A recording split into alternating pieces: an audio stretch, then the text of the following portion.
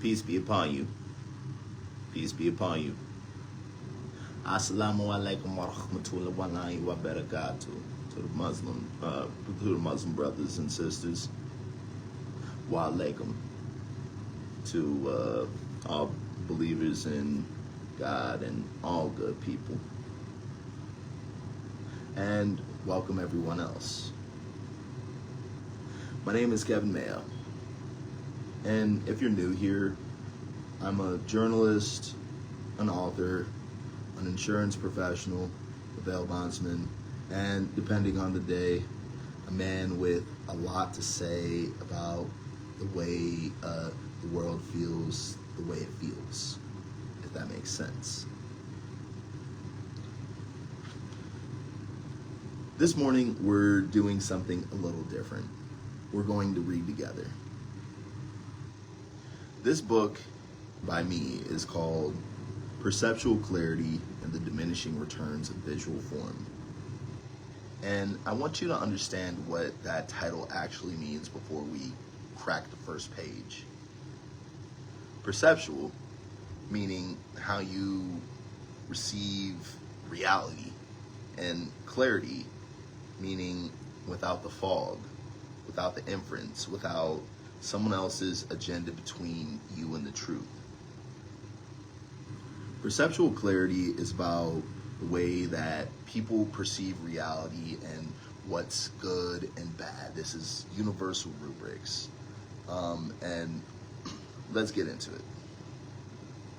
I'm going to read straight through, but I'm going to stop when something hits or when someone comments, because some of these passages I wrote at 2 a.m. and awake from deep sleep, and they still surprise me. So if you're in the comments, drop a fire if something like I say really resonates with you. This is for the Black intellectuals. This is for people that want to do something in life and fight against bad guys.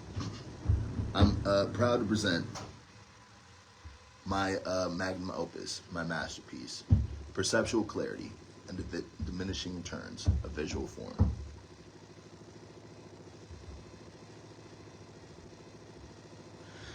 This is easily the most complicated essay that I've ever personally written. This is what I'd call my coup de grace and my masterpiece.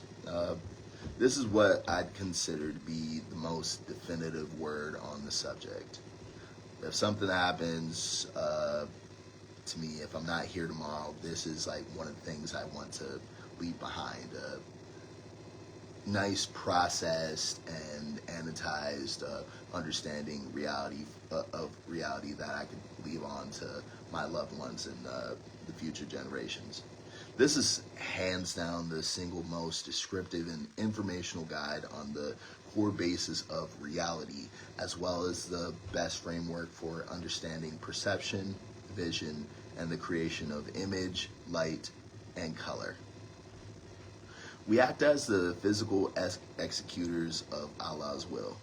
Through Allah's authority and mercy, and only through Allah's authority and mercy, we can create, we can build, and we can be ascended beings of consciousness and light.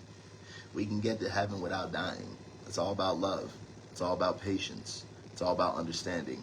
It's all about belief and submission to Allah.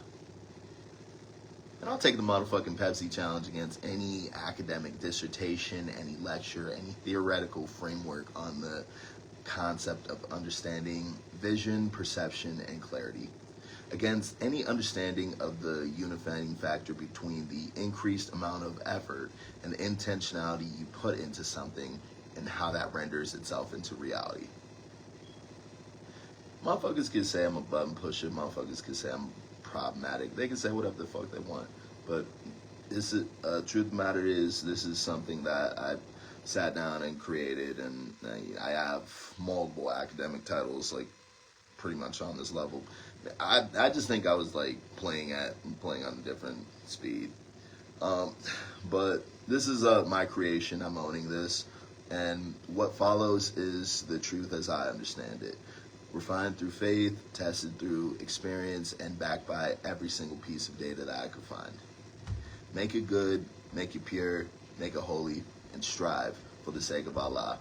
Strive to increase remembrance, the power, the love, the mercy, the light, the might, the graciousness, the benevolence, the beauty, the incomparability of Allah. Astaghfirullah, Alhamdulillah. Forward, the hidden labor of creation. I want to tell you something before we dive into the technical side of this essay, because everything that follows is built on a principle I've learned through direct experience. Clarity requires patience, and quality requires submission to a process that you truly cannot rush. I've been publishing my work, my essays, my photography, my analysis for years, and I've recently put out my first book, The Repercussions of Ownership. There's a title on Dame Dash. You ever watch State Property? You will love my book on Dame Dash if you watch State Property. Before I started, I saw a Substack post that laid out step-by-step instructions for releasing a book for free. It looked simple, clean, doable, and it was doable, but it wasn't clean, and it damn sure wasn't simple. What that post didn't show you is what no tutorial can fully prepare you for. No matter how crispy, clear, high definition, perfect, short, and tasteful the content is, are the hours of organizing your thoughts until they actually make sense. Making sure that the book is good enough to release into the world. Designing covers that are safe, interesting, and exciting. Structuring the format so that it reads the way that you intended. Second guessing yourself. Waiting. Revising and waiting again. There's so much that goes into creation. And here's what I've learned through faith. There's nothing better than believing. There's nothing better than trusting God's mission. I don't care how my life goes in the conventional sense. I don't care if I die before I make it by somebody else's definition. What I do know is, what I can say with an absolute motherfucking certainty is this. If I follow God's path, I know I'm going to succeed. I know I'm going to be happy, comfortable, warm, safe, and free. That's the same way it's always been when I listened. This freedom, this happiness, this closeness to my dreams, it's a product of me listening. Nothing in my life thus far has been a curse that I can logically trace back to following divine guidance. Every struggle, every setback that I can point to has come from one source. My own impatience when I had clear instructions from God to sit down, shut the fuck up, and wait. The universal truth behind every hidden craft. This essay is about computer graphics, photography, and audio engineering on the surface. But in reality, it's about something much deeper. The difference between what looks impressive and what actually works. The principle shows up everywhere, including places we don't normally think about when we talk about rendering or resolution. A hairstylist doesn't make you beautiful by using the most expensive products. They make you beautiful by understanding your face shape, your hair structure, the light, the way light hits your features. An $8 drugstore gel in the right hands beats an $80 salon product used incorrectly. The technique matters, the vision matters, and knowing which details to emphasize and which to leave alone matters. A barber doesn't give you a clean cut by having the most expensive clippers. They give you a clean cut by understanding head shape, hair growth patterns, the architecture of your face. A master barber with basic clippers will give you a better fade than an amateur with top-of-the-line equipment because they know where to create contrast. They know which lines define shape and which details support it. And they know when to blend and when to leave a hard edge. A great barber is doing the same thing that a 3D artist is doing when modeling a character, deciding which edges are structural and which are supporting detail. The lineup is structural. It defines a silhouette. The fade is supporting detail. It adds depth and dimension. And the texture on top is decorative. It enhances, but it doesn't define. Every cut, Every pass with the clippers is an edge decision. And just like that, in drawing, just like in rendering, just like in photography, the master eliminates what doesn't serve the vision. You don't need 47 different clipper guards. You need to understand proportion, contrast, and structure. That's why a cut from my motherfucking brother Pierre Coleman looked crisp for weeks, and some $60 cuts look sloppy by day 3. Clarity of technique beats cost of equipment. The clarity of the technique beats the cost of the equipment. A makeup artist doesn't create a flawless face by piling on more layers. They create it by understanding contrast, structure, and what to highlight versus what to soften. Contouring is literally the art of creating the illusion of bone structure through light and shadow. It's the same principle as edge weight hierarchy in drawing. Too much product without clarity of intent, you get a muddy, overdone face. Strategic placement with a clear purpose, and you get timeless beauty. And let me take a quick aside for the ladies real quick. Ladies, you are beautiful the way God made you. That natural face, that's what really moves us. We appreciate that artistry of a beat face, photos and special occasions, but we fall in love with the sweatpants, big t-shirt, and no makeup you. God made you beautiful. Don't forget that. All right, and back to the essay. A nurse doesn't provide better care by having the fanciest equipment in the room. They provide better care through presence, knowledge, and prioritization. Knowing which vital signs matter the most right now, and knowing when to intervene and when to wait. Knowing when to read a patient's face, their breathing, their subtle changes in color, their responsiveness, and pretty much like a nurse with 20 years of experience in basic tools will save more lives than a rookie with cutting edge technology, because clarity of assessment beats quantity of data. Understanding what matters beats knowing everything. In every field and at every level, the same truth emerges. Past a certain threshold, more isn't better, clearer is better. We fool ourselves constantly. I could do this anytime. I could start any day. I could get started whenever I want to. And you can. But the question isn't whether you can start. The question is, are you willing to do the hidden labor? Are you willing to organize your thoughts when it's boring and tedious? Are you willing to simplify when your ego wants to show off? Are you willing to wait when waiting feels like death? Are you willing to trust the process when the outcome isn't guaranteed? Are you willing to learn the foundational skills before chasing the expensive tools? That's where quality comes from.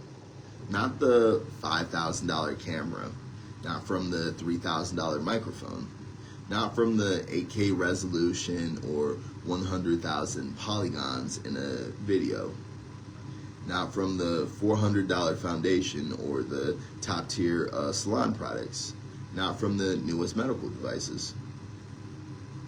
From submission to process to submission to patience to clarity of intent to mastery of the fundamentals, and if you're lucky and if you listen, to faith. What follows isn't technical, it's detailed.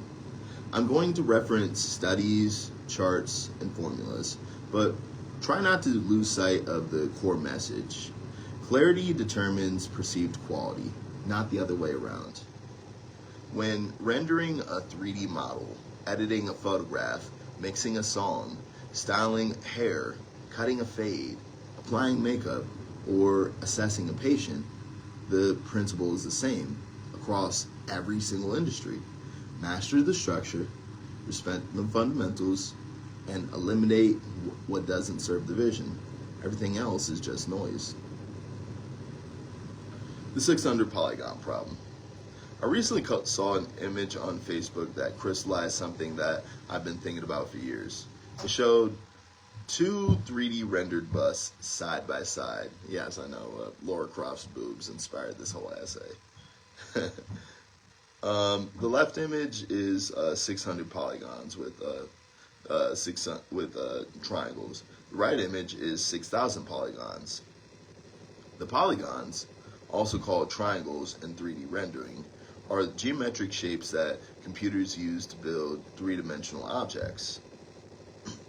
Think of them as like individual pieces of a mosaic. The more pieces generally mean more detail, but at a certain point you stop noticing the difference. The caption reads, 600 triangles. The brain fills in the gaps, but you recognize the bust. 6,000 triangles. Smoother edges, nicer silhouette, and more realism, but the perceived improvement is way smaller than the computational cost. That's roughly 10 times the computing power for roughly a 15 to 20% improvement over what you actually see. This isn't theoretical. Super Mario 64, one of the most influential video games ever made, was only 8 megabytes. That's like pennies compared to today's games like Call of Duty Warzone, which consume over 200 gigabytes in storage space.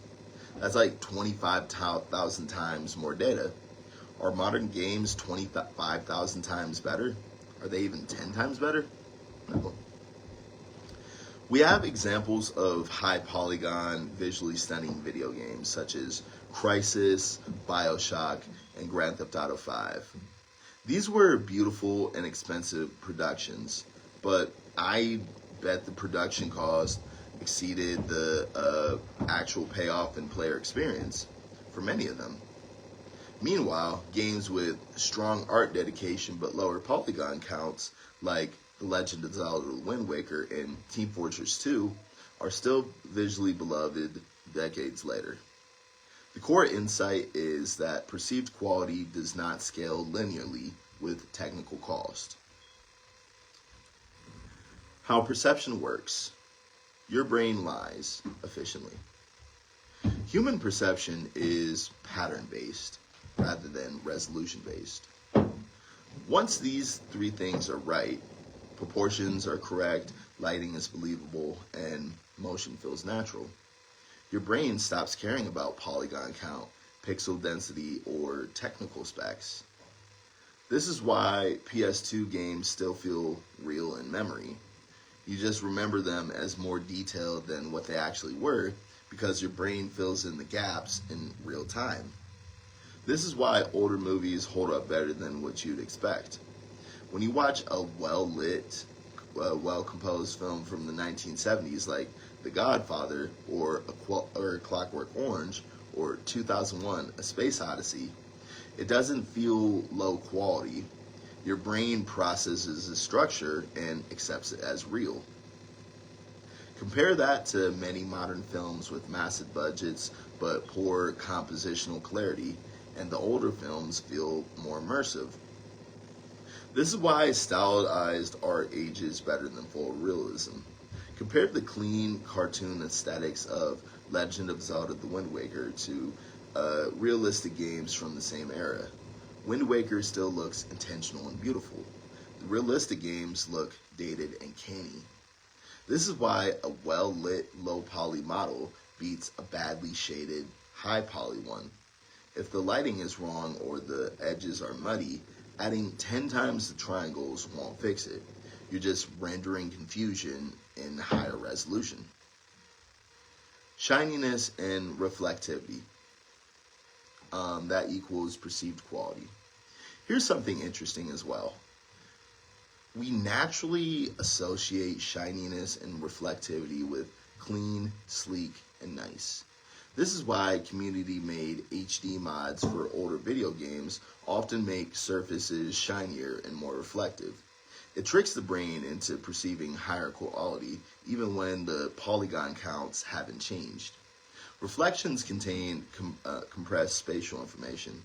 They tell you about the environment, lighting, and material properties all at once. Your brain rewards that efficiency. I'm talking both about computer graphics and reality. I know it's kind of hard to like pick up on, but I mean, try to stick with me here. The same principle applies to makeup. A well-placed highlight on the cheekbone, the bridge of a nose, a cupid's bow, creates a dimension and draws the eye, making the face appear more refined and sculpted. Not because you added more product, but because you understood where the light naturally hits. The science. How many lights does it take to really see reality? Here's where things get interesting. Researchers wanted to know, what's the minimum amount of information needed for your brain to recognize an object? They ran a study with 2,400 participants looking at drawings of 50 common objects, things like chairs, cars, faces, and animals. Each object was drawn with anywhere from 3 lines to over 100 lines. A line, in this context, means that every time an artist puts a pencil to paper and made a mark, that's 1 line. Could be straight, could be curved, could be long, could be short, doesn't matter. Just count how many lines that they drew. The results. Line recognition competence, out of 5. Processing time, 3 to 5 minutes. I'll post this table in a minute. What this tells us, with 6 to 12 placed lines, people recognized what they were looking at about 83% of the time and felt pretty confident about it. Their brains processed it in a third of a second. Push it to about 13 to 20 lines and you hit 94% recognition. This is just like with wisps and like little sketches and whatnot. Now we're in the, yeah, I definitely know that is territory. But here's the kicker. Going from 20 lines to 100 lines barely moved the needle. 94% versus 96.5% recognition. Your brain already locked in what it was looking at by line 15. More lines didn't necessarily make it clearer. It just added information that your brain was ignoring. This is the visual version of diminishing returns. After a certain threshold of structural clarity, adding more detail doesn't improve recognition or understanding. It increases computational costs, whether that's artist's time or a human's effort or a computer's processing power. Think of this in terms of a barber shaping a fade. The first few defining passes with the clipper establishes the gradient in the shape. Those are the critical lines. Adding more passes, more guard changes, and more detail can refine it, but past a certain point, you're just adding complexity without improving the foundational form. This is a source from Walter D.B. et al. What up, Paris? No, you ain't missed nothing. I'm just reading a book. This is called Perceptual Clarity and the Diminishing Returns of Visual Form. It's a long form essay. It's just about reality and stuff. Long story short, it's really boring, but it's kind of cool. So I mean, stick around if you want. And appreciate you for tuning in. Masters versus amateurs. So clearly, it's not about more lines. So if it's not about more quantity, the more scribbles you make, it doesn't necessarily make the drawing better. What separates master drawing from an amateur one? Researchers analyzed drawings by professional artists at different skill levels and categorized every single line. Yo! Shit, I got you! Alright, y'all, shit, I'm gonna tune out for the day. Please like, comment, and subscribe. I'm gonna leave a link to my Substack in the what's called. Thank you for tuning in. Guys, happy Ramadan, happy Lent, happy Lunar New Year. This is a beautiful time to be alive.